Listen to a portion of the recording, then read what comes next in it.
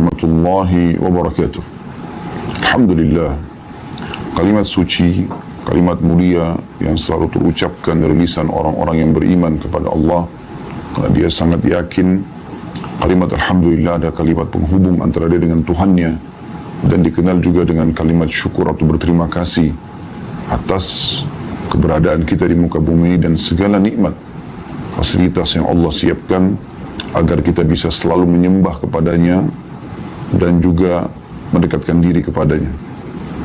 Selanjutnya kita panjatkan salam hormat kita, salawat dan taslim kepada utusan Allah Subhanahu wa taala, Nabi besar Muhammad sallallahu alaihi wa ala alihi wa sahbihi wasallam, sebagaimana Allah telah memerintahkan kita untuk mengucapkannya dan juga para malaikat diperintahkan untuk mengucapkan salam hormat ini. Saudaraku seiman, kita akan membahas pada hari Senin siang ini seperti biasa, di luar daripada tema umumnya yang biasa kita bedah buku, karena di Senin siang, tepatnya pukul 13.00, tapi hari ini sedikit ya, diminta oleh teman-teman panitia dari Ma'had Aisyah binti Abi Bakar radhiyallahu anhuma untuk dimulai jam 13.30, dan tadi kena ada masalah teknis sedikit, maka kami telat sedikit. Ini adalah tema umum dan kita akan membahas pada kesempatan ini insyaAllah dahsyatnya zikir. Saudaraku seiman, mungkin mendengar judul ini Anda akan mengatakan zikir, semua orang juga tahu gitu. Apakah memang penting untuk dibahas? Jawabannya iya, saudaraku seiman, dengan banyak sekali alasan. Di antaranya adalah satu-satunya ibadah yang diperintahkan untuk dikerjakan di dunia dan memiliki keutamaan yang sangat besar dan akan terus berlanjut sampai kita masuk ke Darul Khuld, tempat yang kekal, yaitu surga, tetap ada, yaitu zikrullah. Di surga tidak ada lagi puasa, tidak ada lagi sholat, tidak ada lagi zakat, tidak ada lagi haji, tidak ada lagi jihad, tapi zikir tetap ada. Bahkan setiap nafas ahli surga berisikan zikrullah, semua dijelaskan dalam banyak riwayat-riwayat yang sahih. Oleh karena itu membahas tentang masalah ini penting sekali.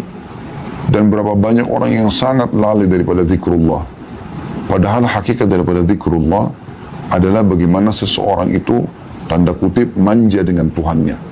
Selalu konsultasi, komunikasi dengan Tuhannya. Allah Subhanahu wa taala sebagai pencipta telah memudahkan kita agar setiap kali sebelum memulai sebuah aktivitas berzikir kepadanya. Ada zikir dan doa sebelum keluar rumah, sebelum makan, sebelum tidur, sebelum minum, sebelum memakai pakaian, sebelum berhubungan biologis, sebelum ya beraktivitas umumnya, dan juga ada zikir setelah itu dengan bersyukur kepadanya. Maka Allah Subhanahu wa taala memang menginginkan agar kita sebagai hambanya sering dekat dengan itu, selalu dekat dengannya, dan di antara yang paling baik adalah zikrullah. Kalau kita bicara tentang makna zikir secara global, semua yang mengingat Allah diistilahkan dengan zikir. Maka masuk dalamnya, sholat adalah zikir, doa adalah zikir, kemudian haji, umrah, jihad, bakti sama orang tua, semua yang mengingat perintah Allah diistilahkan juga dengan zikir secara global. Namun secara khusus, zikrullah, kalau dimutlakkan secara khusus adalah lafaz-lafaz zikir yang disebutkan secara khusus seperti habis sholat, zikir pagi petang, kemudian yang berhubungan dengan aktivitas kita sehari-hari seperti mau tidur, bangun tidur, mau makan, habis makan, mau minum, habis minum, mau berhubungan biologis, mau pakai baju, buka baju, dan seterusnya. Untuk lebih jelasnya teman-teman sekalian, supaya Anda termotivasi untuk mengerjakan sebuah jenis ibadah yang Allah perintahkan, maka ada sebuah kata kunci dulu, yaitu baca keutamaannya. Dalam bahasa ceramah itu biasanya fadilah, ya, jamaknya fadail. Kalau kita mau rajin bersedekah, kita mau rajin sholat malam, kita mau rajin sholat duha, kita mau rajin bakti dengan orang tua, berzikir, berdoa, jenguk orang sakit, apa saja perintah agama, maka dianjurkan oleh para ulama membaca fadilahnya atau keutamaannya. Karena ini adalah janji-janji Allah Subhanahu wa taala yang tidak akan mungkin luput, pasti kita dapatkan. Dan manusia kalau dijanjikan sesuatu, kalau dia kerjakan sesuatu maka dia akan mendapatkan balasannya, mereka akan termotivasi untuk mengerjakan. Dan itulah sebabnya kenapa semua ibadah tidak terkecuali pasti ada janji Allah Subhanahu wa taala di situ. Kita lihat dalam buku-buku hadis ada keutamaan atau fadilah. Ini semua adalah motivasi. Sebagaimana juga Anda kalau ingin meninggalkan satu perbuatan yang Anda anggap buruk, ya, maka kata kuncinya Anda baca ancaman Allah di dosa itu. Misalnya orang lagi riba, mencuri, menipu, berbohong, berzina, apa saja. Coba baca ancaman Allah di dosa yang sedang Anda lakukan. Maka ancaman ini akan membuat kita berhenti dari perbuatan tersebut. Minimal kita berhati-hati. Dalam masalah zikir ini kita akan buka insya Allah dengan masalah keutamaannya dulu. Tidak asing lagi, banyak dalil, di antaranya firman Allah Subhanahu wa taala dalam surah Al-Baqarah ayat 152. A'udzu billahi minasyaitonir rajim. Fadhkuruni adzkurkum washkuruli wala takfurun, kata Allah. Artinya, berzikirlah kepadaku atau ingatlah kamu kepadaku. Niscaya aku juga akan ingat kepadamu. Dan bersyukurlah kepadaku, janganlah kamu mengingkari nikmat. Di sini ada perintah Allah Subhanahu wa taala agar mengingat kepadanya. Ya. Maka Allah juga akan ingat. Anda misalnya sekarang teman-teman panitia dari kampus Ma'had Aisyah binti Abi Bakar radhiyallahu anhuma, bagaimana kalau seandainya Anda punya atasan di kampus, ya, ada dekan, mungkin ada rektor, ya, dan rektor ini atau dekan ini akan terus menyebut kita atau memuji-muji kita. Tentu karena ada prestasi, maka akan membuat kita punya kebanggaan tersendiri. Oh, si fulan atau si fulana ini begini dan begitu. Allah Subhanahu wa taala pencipta langit dan bumi akan selalu mengingat dan menyebut-nyebut nama hambanya yang mengingatnya. Dan kalau Allah mengingat, artinya Allah akan selalu memenuhi kebutuhannya. Allah akan mendengarkan doanya. Allah akan memaafkan atau menerima permintaan maafnya. Itu makna daripada Allah mengingat. Allah mengatakan di Al-Baqarah ini, fadhkuruni azkurkum. Ingatlah kepadaku, aku akan ingat kepada kalian. Itu maknanya tadi. Dan Allah Subhanahu wa taala menyuruh kita berzikir atau mengingat kepadanya bukan cuma zikir asal-asalan, tapi zikir yang banyak. Perhatikan dalam surah Al-Ahzab ayat 41, Allah berfirman, a'udzubillahi minasyaitonir rajim, ya ayyuhalladzina amanu dzkurullaha dzikran katsira. Hai orang beriman, berzikirlah kepada Allah dengan zikir yang banyak. Bukan hanya sekedar zikir, tapi ada kalimat atau kata katsira. Artinya sebanyak-banyaknya. Sebanyak-banyaknya. Bukan hanya 1-2 kali, tapi berulang-ulang. Allah juga memuji laki-laki dan perempuan yang suka berzikir kepada Allah dengan zikir yang banyak. Kekal ditilawakan oleh orang beriman, masih dalam surah Al-Ahzab tadi, surah yang sama, ayatnya 35. Yang bunyinya, a'udzubillahi minasyaitonir rajim, wadh-dzakirina Allah katsiran wadh-dzakirat, a'addallahu lahum maghfiratan wa ajran 'azima. Laki-laki dan perempuan yang banyak berzikir atau mengingat dan menyebut-nyebut Allah di setiap keadaannya, setiap situasi dan kondisi, selalu berzikir kepada Allah SWT. Kagetnya menyebutkan atau berzikir kepada Allah, subhanallah, Allahu Akbar, ya, la ilaha illallah. Itu juga dengan pujiannya, alhamdulillah, kagumnya, subhanallah, selalu berzikir kepada Allah Subhanahu wa taala. Dan laki-laki juga perempuan yang banyak berzikir kepada Allah, Allah telah menyediakan buat mereka ampunan dan pahala yang besar. Cirinya mereka tidak pernah diam, teman-teman sekalian. Lisannya selalu zikrullah, kecuali kalau memang ada hajat dia sedang menggunakan lisannya untuk yang lain. Dinukil kisah Syekh bin Baz rahimahullah, salah satu ulama Saudi, mufti Saudi yang sudah meninggal. Beliau kalau sedang menerima telepon seseorang yang sedang ingin menanyakan fatwa, sambil mendengarkan pertanyaan orang tersebut, sambil beliau berzikir kepada Allah. Nanti setelah selesai orang itu bertanya, ya, pada saat dia mau jawab, baru kemudian dia mengucapkan atau dia berbicara dalam bentuk nasihat. Tapi zikrullah selalu. Kecuali di tempat yang dimana Anda larang untuk berzikir. Maaf, misalnya di WC. Selain daripada ini, ya, alladzina yadhkurullaha qiyaman wa qu'udan wa ala junubihim, orang-orang yang suka berzikir kepada Allah dalam keadaan kondisi berdiri, duduk, bahkan berbaring, setiap keadaan. Baru dikenal dengan orang berzikir kepada Allah dengan zikir yang banyak. Allah Subhanahu wa taala juga menyebutkan dalam surah Al-A'raf ayat 205 tentang adab dan tata krama dalam berzikir. Jadi selain banyak, ada caranya. Perhatikan di sini Allah jelaskan dengan sangat gamblang. Walaupun cuma potongan ayat atau satu ayat saja, Al-A'raf 205, tapi perhatikan adabnya. A'udzu billahi minasyaitonir rajim. Wadhkur rabbaka fi nafsika tadarruan. Ini yang pertama. Wa khifatan, dua. Yang ketiga, wadunal jahri minal qawli bil ghudwi wal asali wa la takum minal ghafilin. Ada tiga hal yang disebutkan dalam adab masalah ini. Wadhkur rabbaka fi nafsika, sebutkanlah nama Tuhanmu dalam hatimu atau dalam dirimu, tadarruan, dengan merendah diri, bukan dengan kesombongan, tapi dengan tahu kemahagungan Allah. Kemudian wa khifah, rasa takut akan adab Allah, ya, takut kurangnya amal. Dan wadunal jahri minal qaul, ini poin yang perlu digarisbawahi, dan tidak mengeraskan suara, tidak teriak-teriak. Banyak orang berzikir kepada Allah tapi teriak-teriak. Sampai pernah ada sahabat Nabi pada saat Nabi SAW mengajak mereka menembus atau sampai ke benteng Khaybar, benteng orang Yahudi. Mereka teriak dengan suara keras, Allahu Akbar, pada saat tiba di depan benteng. Padahal ini musuh sedang di depan mata, memang saatnya bertakbir gitu.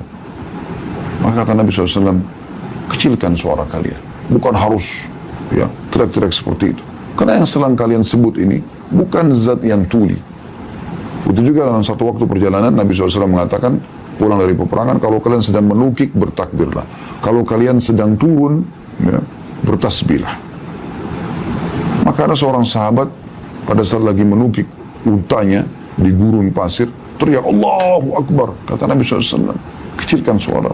Karena yang sedang kau panggil bukan zat yang tuli, maha mendengar, tahu apa yang dizikirkan. Maka ada adabnya, nggak boleh teriak-teriak. Bagaimana Anda kalau ketemu dengan orang yang Anda hormati lalu Anda teriak-teriak? Mungkin Anda diusir. Ada adab. Boleh ada suara, bukan tidak boleh, tapi jangan sampai berteriak-teriak.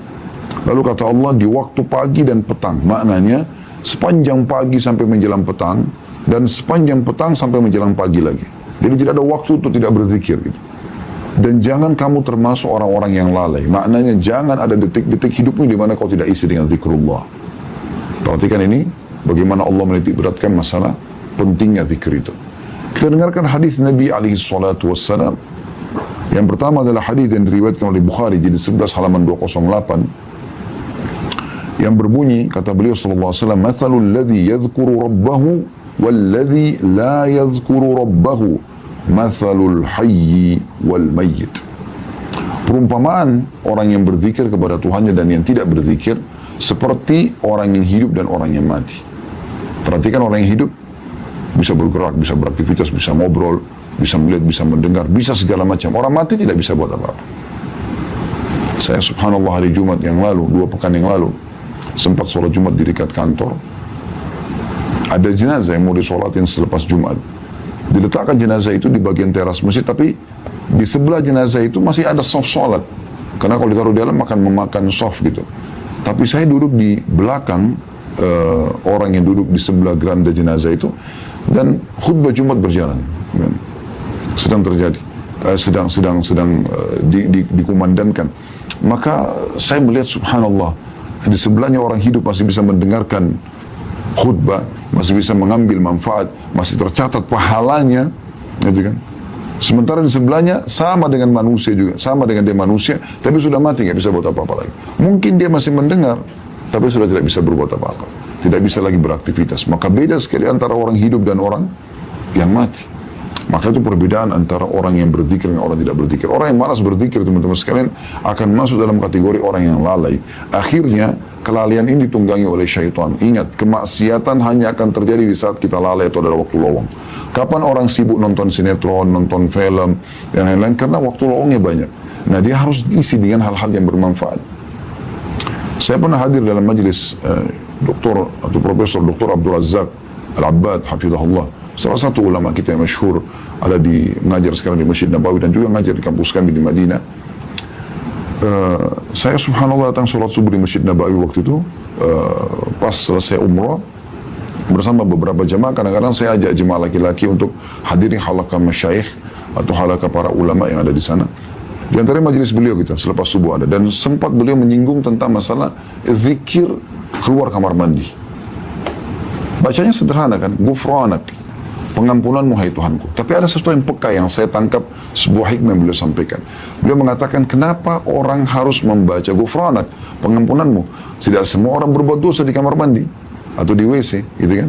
Tapi orang kalau berbuat dosa lebih layak baca ini. Kalau orang tidak buat dosa, umumnya orang buang air kecil, buang air besar, orang mandi, orang wudu, keluar kamar mandi tetap baca Ghufranak, pengampunanmu. Ada apa sebenarnya?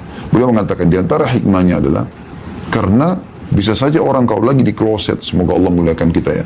Ini kita orang-orang Arab biasa kalau menyebutkan tentang kloset, tempat buang hajat ini, mereka mengatakan dengan doa semoga Allah muliakan kita ya. Karena di situ dianggap tempat yang terhina gitu.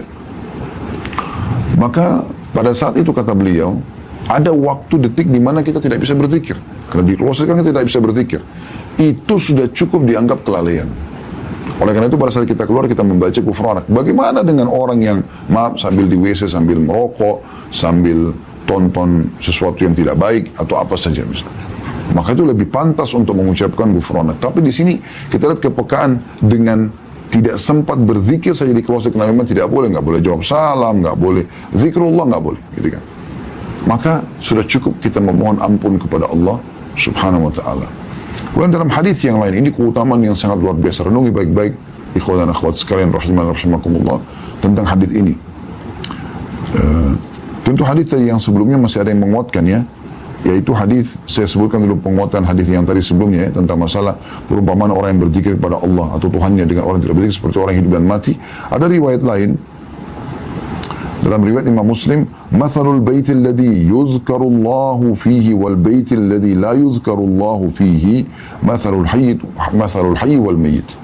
Perumpamaan rumah yang di dalamnya ada zikir atau diingat Allah dengan rumah yang tidak diingat Allah, maka seperti orang mati dan orang hidup, seperti kuburan dan rumah orang yang hidup. Ya beda sekali. Ada kehidupan dalam rumah orang-orang yang hidup itu, ada gerak ya. Hadis yang kedua, yang hadis mulia ini yang saya katakan coba dihafal, difahami baik-baik, hadis ini luar biasa ya. Kata Nabi SAW, "Ala unabbi'ukum bi khairi a'malikum." Maukah aku tunjukkan kepada kalian perbuatan kalian yang paling baik? Makna paling baik adalah paling besar pahalanya. Wa azkaha 'inda malikikum. Dan paling suci di sisi raja kalian. Maksudnya paling Allah muliakan amal saleh itu. Wa arfa'iha fi darajatikum, dan yang paling cepat mengangkat derajat kalian di sisi Tuhan Allah SWT, di sisi Allah SWT. Wa khairi lakum min infaqiz zahabi wal waraq, atau wal wariq ya. Dan lebih baik lagi daripada kalian menginfakkan emas dan juga uang. Wa khairi lakum min an talqaw aduwakum fatadribu anaqahum wa yadribu anaqakum. Bahkan lebih baik daripada kalian berperang menghadapi musuh kalian, kalian membunuh mereka atau mereka membunuh kalian. Kan kita kalau masuk medan perang kita membunuh musuh, dalam sebuah hadis yang sahih kata Nabi SAW, tidak akan bersatu seorang mukmin dengan orang kafir yang dia bunuh di medan perang. Sementara kalau kita terbunuh kita mati syahid. Ini keutamanya besar. Perhatikan ya. Khairi amal, amal yang paling baik. Azka amal, paling suci ya. Arfa'iha fi darajat, yang paling cepat mengangkat derajat. Khairi min infaqid dhabi wal warik ya. Lebih baik daripada infak dengan emas dan uang. Wa khairi lakum min an talqaw aduwakum fatadribu anaqahum wa yadribu anaqakum. Lebih baik daripada jihad, intinya itu. Qalu bala ya Rasulullah. Para sahabat langsung merespon, tentu ya Rasulullah. Amal apa itu? Amal yang luar biasa ini. Maka Nabi SAW mengatakan zikrullahi ta'ala, mengingat Allah dengan lisan di sini ya. Diriwayatkan oleh Tirmidzi di jilid 5 halaman 459 dan juga Ibnu Majah jilid 2 halaman 1245. Demikian pula dengan hadis Abdullah bin Bushyr radhiyallahu anhu, bahwa seorang laki-laki pernah berkata kepada Nabi SAW, ya Rasulullah, sesungguhnya syariat Islam telah banyak bagiku. Oleh karena itu, ajarkan aku sesuatu yang bisa aku berpegang teguh. Artinya yang bisa mendapatkan paling banyak pahala dari semua amal-amal itu. Maka kata Nabi SAW sebuah nasihat yang ringkas. La yazalu lisanuka ratban min dzikrillah. Hendaklah lisanmu selalu basah dengan zikrullah. Ini amal yang paling mulia di sisi Allah Subhanahu wa taala. Kalau orang berzikir kepada Allah, Allah juga selalu mengingatnya sebagaimana sudah kita ingatkan tadi ya. Dan hadis yang menjelaskan masalah itu adalah hadis yang sahih. Kalau tadi hadis Abdullah bin Bushyr itu diriwayatkan oleh Tirmidzi jilid 5 halaman 458, Ibnu Majah jilid 2 halaman 1246. Kalau hadis tentang Allah akan memuliakan dan mengingat orang yang berzikir disebutkan dalam riwayat Bukhari jilid 8 halaman 171 dan Muslim jilid 4 halaman 2061. Kata Nabi SAW, yaqulullahu ta'ala, Nabi SAW bersabda bahwasanya Allah yang maha tinggi berfirman, Ana inda dhanni abdi bi. Aku akan selalu sesuai dengan prasangka hambaku. Wa ana ma'ahu idza dzakarani. Dan aku selalu bersamanya selama dia mengingatku. Bagaimana kalau Allah bersama kita? Ya, pimpinan kita, orang tua kita belum tentu bisa selalu bersama dengan kita, tapi Allah selalu bersama selama kita berzikir. Fa'in zakarni fi nafsihi, zakartuhu fi nafsi. Kalau dia mengingatku dalam dirinya, maka aku mengingatnya dalam diriku. Wa in zakarni fi mala'in, zakartu fi mala'in khairi minhum. Dan kalau seandainya dia mengingatku di depan khalayak, aku akan ingat dia menyebutnya di depan khalayak lebih baik daripada mereka. Karena kan kita menyebutkan depan manusia ya. Kita lagi jalan, ada orang berhenti, kita lagi sholat, kita zikir pagi petang, ada orang-orang banyak mengetahui. Maka Allah pun mengingat kita di depan atau menyebut kita di depan para malaikat yang lebih baik daripada manusia.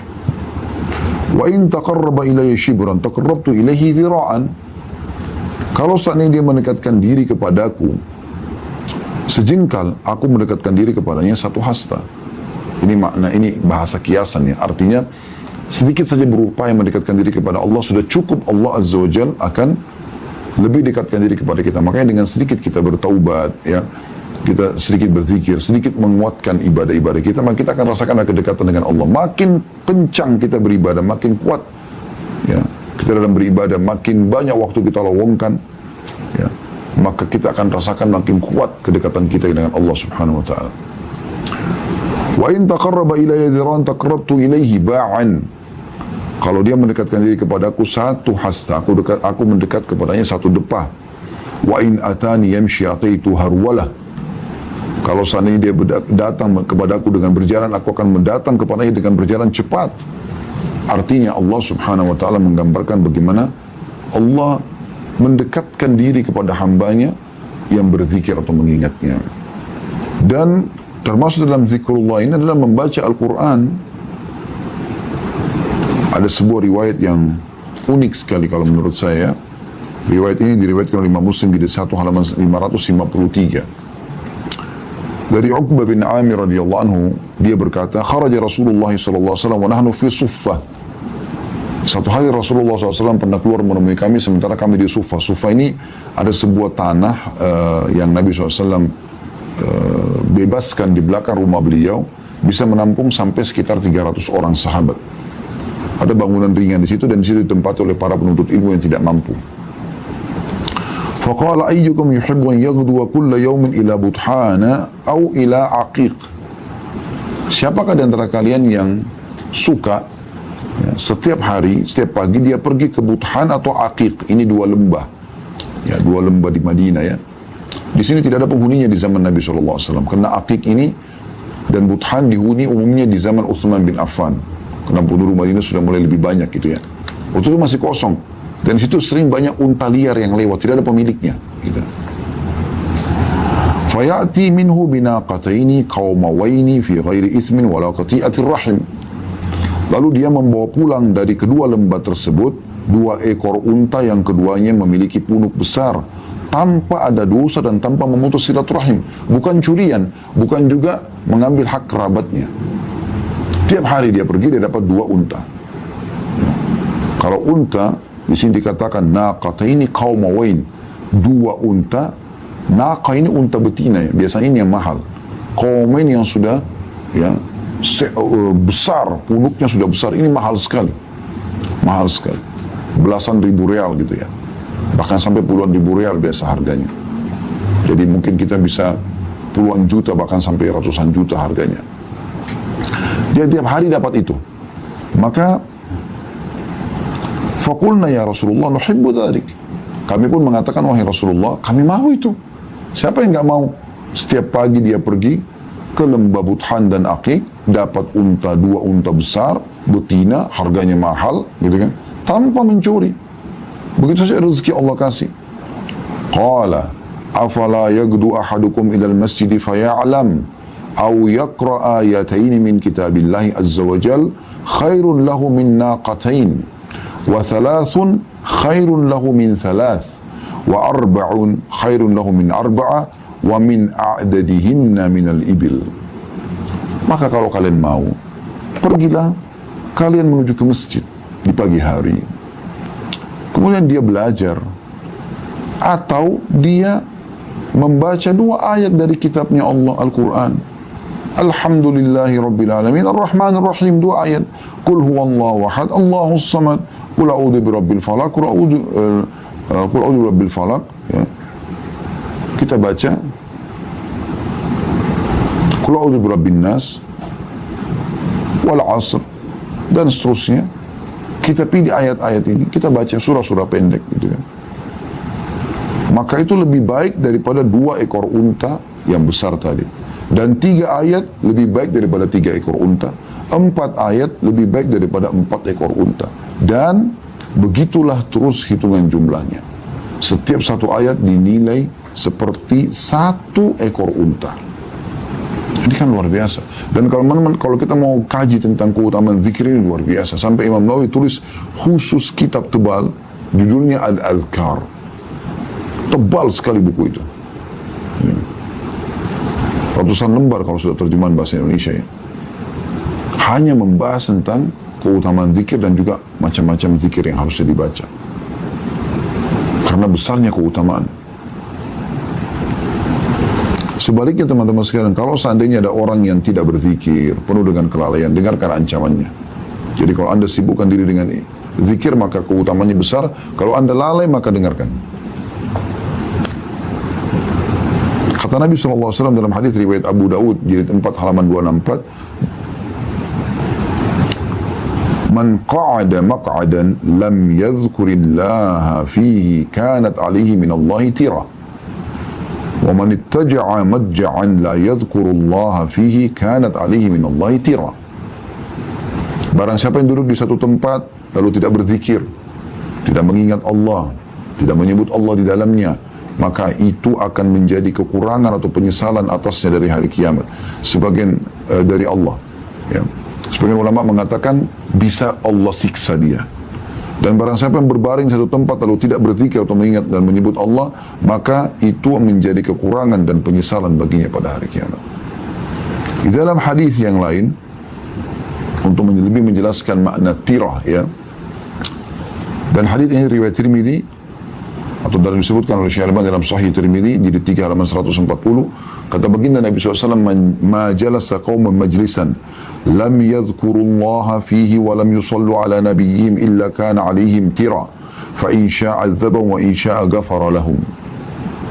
Tidaklah satu kaum berarti 3 orang ke atas, duduk di satu majlis di mana mereka tidak berzikir atau mengingat Allah di dalamnya. Tidak ada pembicaraan tentang sebab turunnya ayat, sebab urutnya hadis. Ya, tidak ada pembicaraan tentang hal-hal yang bermanfaat, hukum-hukum fikih, masalah agama.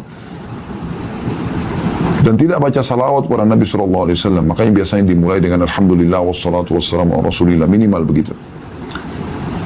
Kecuali akan menjadi kekurangan atau penyesalan atas mereka jika Allah berkehendak, Allah akan menyiksa mereka. Jika Allah berkehendak, maka Allah akan mengampuni mereka.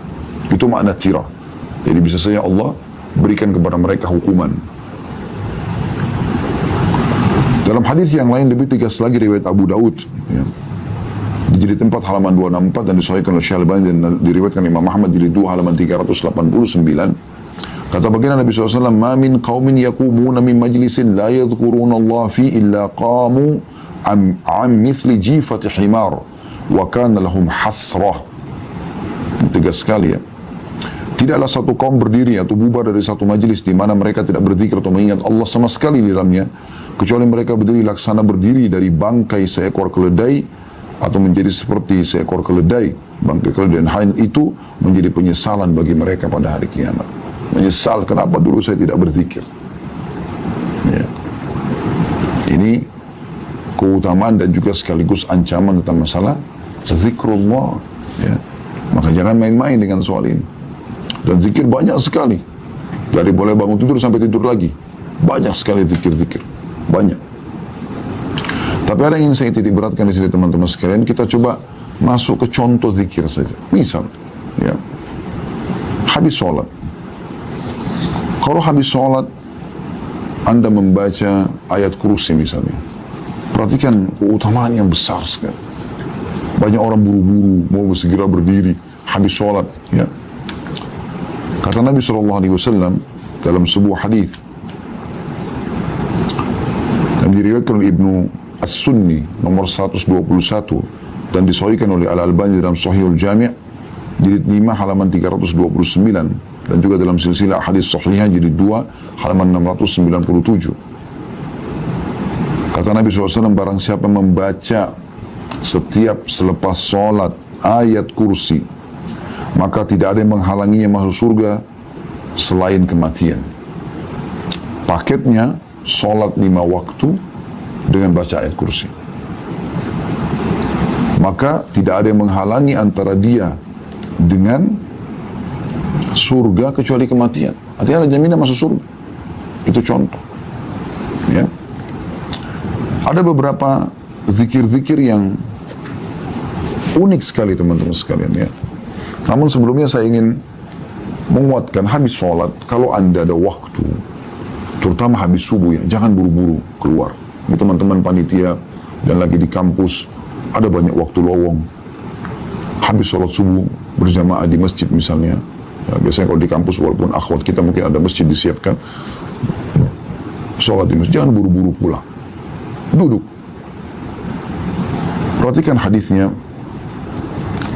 Dengan sanad hasan li ghairihi, dihasankan oleh Syekh Al-Albani dan disebutkan oleh Al-Mudhi dalam kitab At-Targhib wa Tarhibnya, dari hadis Anas bin Malik radhiyallahu anhu, dia berkata Rasulullah SAW bersabda, man shalla subha fi jama'ah, siapa yang salat subuh berjamaah, sini maksudnya adalah di masjid ya, lebih tepatnya, thumma qa'ada yadhkurullaha hatta tatlu'a asy-syams, kemudian dia duduk untuk apa? Berzikir. Kita sudah baca tentang keutamaan zikir. Kita bicara tentang keutamaan zikir sampai terbit matahari. Biasa orang dikenal dengan waktu syuruk ya. Umumnya sekarang masjid-masjid kita punya jam digital, ada tulisan syuruk ya. Thumma shalla raka'atain, lalu dia salat 2 rakaat. Kanat lahu ka'ajri hajjatin wa umrah, dia akan mendapatkan pahala haji dan umrah. Qala Rasulullah sallallahu alaihi wasallam, tammah. Berkata Anas bin Malik, dan Rasulullah SAW bersabda, sempurna. Teman-teman, kami punya travel haji dan umrah, alhamdulillah. Yang saya berikan nama Uhud. Kami tahu betul berapa biaya, berapa waktu yang dibutuhkan untuk itu. Umrah itu, walaupun ibadah umrahnya sederhana, mungkin 2-3 jam selesai ya. Tapi biayanya, waktunya banyak, panjang. Reguler aja biasanya kita butuh 8-9 hari gitu kan. Karena sekaligus ke Masjid Nabawi. Tapi intinya umrah itu butuh biaya, butuh waktu ya. Dan setiap gerakan yang kita lakukan, dari tawaf di Ka'bah, dari salat di belakang makam Ibrahim, dari cium Hajar Aswad atau memberikan isyarat dengan tangan, dari minum zam-zam sebelum pindah ke sa'i, dari sa'inya sendiri, sebelumnya juga ada ihram, niat di miqat, kemudian sa'i antara Safa dan Marwah, kemudian tahallul terakhir. Semua ini paket ibadah yang luar biasa. Haji lebih besar lagi, butuh waktu dan biaya yang besar sekali. Haji bisa 5 hari. Dari tanggal 8 Zulhijjah, hari Tarwiyah, tanggal 9 hari Arafah dan Muzdalifah malamnya, kemudian hari Nahar atau hari ya, Adha di tanggal 10-nya, kemudian 3 hari hari Tasyrik, 6 hari, bukan 5 hari, 6 hari, 3 hari Tasyrik, 11, 12, dan 13. Ini semuanya 6 hari haji. Dari 6 hari ini 2 hari sunnah. Hari pertama Tarwiyah tanggal 8 dan hari terakhir hari Tasyrik sunnah. Tapi kalau orang mau sempurna hajinya semuanya dikerjakan. 4 harinya, hari Arafah, kemudian hari Nahar, hari Raya Idul Adha, kemudian 2 hari hari Tasyrik, ini semuanya adalah hari wajib. Itu semuanya butuh juhud, butuh upaya, waktu, energi, belum suka dukanya cuaca panas, belum biaya yang besar. Tapi subhanallah, duduk antara 50 menit sampai 55 menit biasanya ya. Antara 40 sampai 55 menit lah. Habis sholat subuh, berzikir kepada Allah SWT, mendapatkan lengkap pahala haji dan umrah. Itu luar biasa. Dalam riwayat yang lain dengan sanad hasan, masih dari Anas bin Malik radhiyallahu anhu, bahwasanya Rasulullah SAW bersabda, la an aq'uda ma'a qaumin yadhkuruna Allah Ta'ala fi saya ulangi, la an aq'uda ma'a qaumin yadhkuruna Allah Ta'ala min salatil ghadati hatta tatlu'a asy-syamsu ahabbu ilayya min an u'tika arba'atan min waladi Ismail.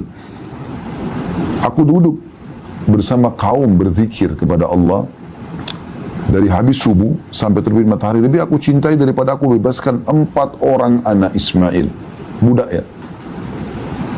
Maksudnya bebas ini sudah keluar biaya, dan selama budak itu bebas, maka apapun yang dia kerjakan dari aktivitas, kita panen pahalanya, kita bebaskan. Seperti Bilal, apapun beliau kerjakan, maka Abu Bakar panen, karena Abu Bakar bebasin dia. Ini 4 orang dulu zikir ini, selain daripada pahala haji umrah tadi. Wala an aquda ma qaumin yadhkuruna Allah min salatil asr ila an taghrub asy-syamsu ahabbu ilayya min an u'tika arba'atan. Dan aku dulu juga habis asar duduk berzikir kepada Allah bersama dengan orang yang lagi zikir, maksudnya bukan zikir bersama ya, tapi orang masing-masing berzikir habis sholat. Itu lebih aku cintai daripada membebaskan 4 orang budak. Ini kan luar biasa ya. Di dalam riwayat yang lain dengan sanad hasan li ghairihi, dari Abu Umamah radhiyallahu anhu, bahwa Rasulullah sallallahu alaihi wasallam bersabda, "La'an aq'uda adhkurallaha ta'ala wa ukabbiruhu wa ahmaduhu wa usabbihu wa uhalliluhu hatta tatlu'a asy-syams ahabbu ilayya min an u'tika raqabataini dalam kurung au akthar min waladi Ismail wa min ba'd al-asr hatta taghrub asy-syams ahabbu ilayya min an a'tika arba'a dalam kurung riqab min waladi Ismail." Artinya, aku duduk berzikir kepada Allah Ta'ala sambil bertakbir, Allahu Akbar, sambil bertahmid, Alhamdulillah, sambil bertasbih, Subhanallah, sambil bertahlil, La ilaha illallah, sampai terbit matahari. Lebih aku cintai daripada memerdekakan 2 orang hamba sahaya atau lebih dari anak cucu anak Ismail, dan berzikir selepas asar sampai matahari terbenam. Lebih aku sukai daripada memerdekakan 4 budak sahaya dari anak Ismail. Ini keutamanya luar biasa gitu. Kemudian di dalam hadis yang lain, hadis diriwayatkan Tabarani dengan sanad ini semua disebutkan oleh Al-Mundhiri dan disahihkan oleh Syekh Al-Albani dalam Sahih At-Targhib wa Tarhib. Saya sedang membaca kitab Sahih At-Targhib wa Tarhib ya. Masih dari Abu Umamah, tadi ada tambahan hadis ya, dari riwayatkan Abu Ya'la, ahabbu ilayya min an u'tika arba'atan min waladi Ismail diyatu kulli minhum ithnai atau 12 alfa. Aku duduk berzikir tadi dari pagi sampai terbit matahari dan habis asar sampai terbenam matahari, biasa dikenal dengan zikir pagi petang. Maksudnya juga zikir sholat ya, zikir habis sholat subuh, habis sholat asar. Lebih aku cintai daripada membebaskan 4 orang budak dari anak Ismail, yang setiap budak itu nilainya sama dengan 12.000. Kalau sebagian ulama hadis 12.000 dirham, atau setara dengan 1.000 dinar, atau setara dengan 100 ekor unta. Bayangkan ini, besar sekali nilainya gitu. Kemudian dalam hadis yang lain, ahabbu ilayya mimma tala'at alaihi syams, lebih aku cintai daripada terbitnya matahari untukku. Bagaimana kalau terbit matahari semua hamba Allah beraktivitas, nah seperti itu. Di dalam riwayat yang lain, riwayatkan Tabarani, man shalla, kata Nabi SAW, man shalla salat al-ghadati fi jama'ah thumma jalasa yadhkurullaha hatta tatlu asy-syams thumma qama fa shalla rak'ataini inqalaba bi ajri hajjatin wa umrah. Barang siapa yang melaksanakan sholat subuh dengan berjamaah, kemudian dia duduk berzikir kepada Allah sampai matahari terbit, kemudian dia berdiri sholat 2 rakaat, maka dia pulang dengan membawa pahala haji dan umrah. Dalam riwayat lain, Masih semuanya sahih. Hadis ini hadis sahih di ghairihi, diriwayatkan juga masih dalam oleh At-Tabarani dan disebutkan oleh Mundhir dalam kitab Targhib wa Tarhibnya, dan disahihkan oleh Syekh Albani dari hadis Ibnu Umar radhiyallahu anhu, beliau berkata, kata Rasulullah SAW, man shalla subha thumma jalasa fi majlisi hatta tumkinahu as-salah kana bimanzilati umratin wa hajjatin mutaqabbalataini. Barang siapa yang sholat subuh kemudian duduk di majlisnya sehingga memungkinkan baginya untuk sholat, maksudnya sholat sunnah tadi ya, maka itu seperti kedudukan haji dan umrah yang pasti diterima. Di dalam riwayat yang lain hasan li ghairihi dari hadis Utbah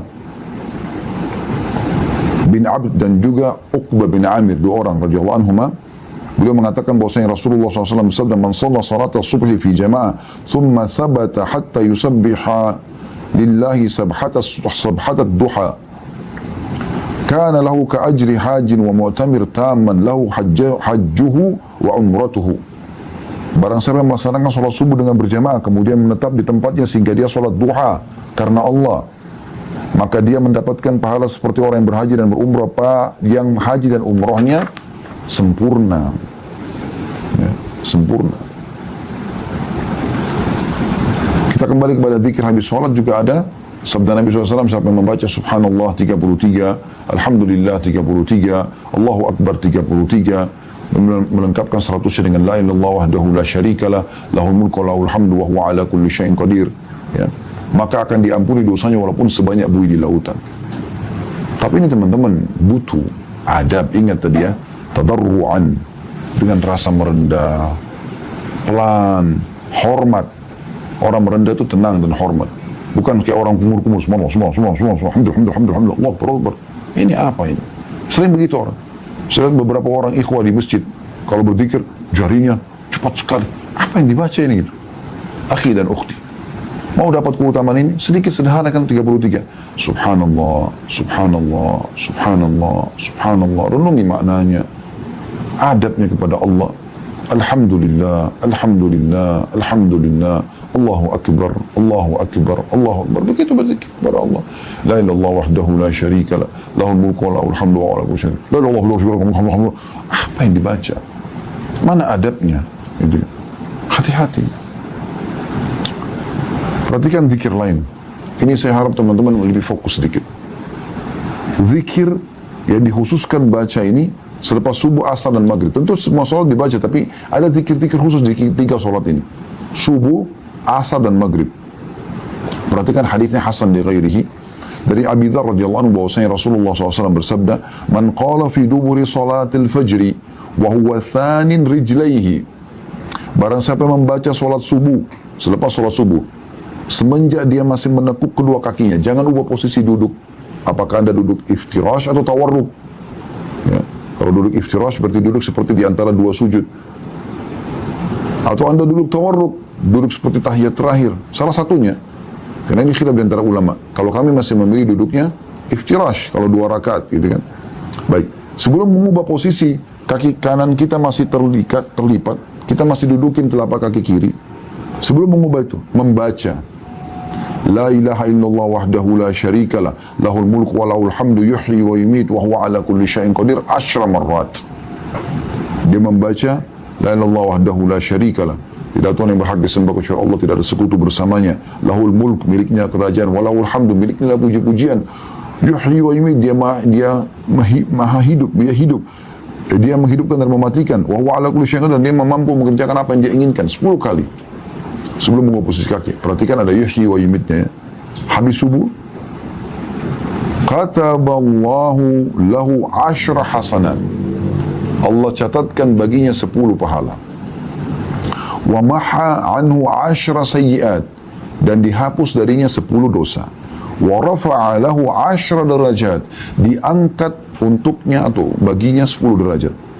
Wa kana yaumahu dzalika kullahu fi hirzin min kulli makruh, dan harinya itu sepanjang hari semuanya selamat dari semua yang dia tidak suka. Ini luar biasa, selamat dari semua yang dia tidak suka apapun itu.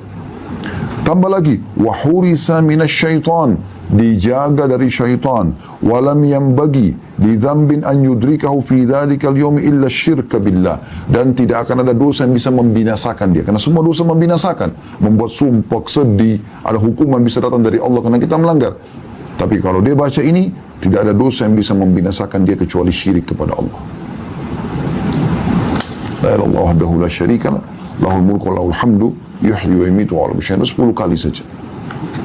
Ditambahkan dalam riwayat lain, wa kana lahu bi kulli wahidatin qalaha idku raqabatin mu'minah, dan satu kali dia ucapkan, kan tadi dia ucapkan 10 kali, akan mendapatkan per satu kalinya pahala seperti memerdekakan satu hamba sahaya yang beriman. Berarti Anda seperti membebaskan 10 hamba sahaya. Perhatikan tadi, hamba sahaya nilainya 12.000 dirham atau sama dengan 1.000 dinar atau sama dengan 100 ekor unta. Dalam riwayat lain, riwayat An-Nasa'i, wa man qalahunna hina yansarifu min salatil asri u'tiya mithla dhalika fi lailatihi.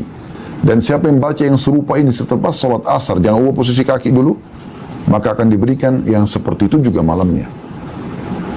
Ini kan luar biasa ini. Ya. Kemudian dalam riwayat yang lain kata Nabi SAW, man qala qabla an yansarifa wa yathniya rijlaihi min salatil maghrib was subhi.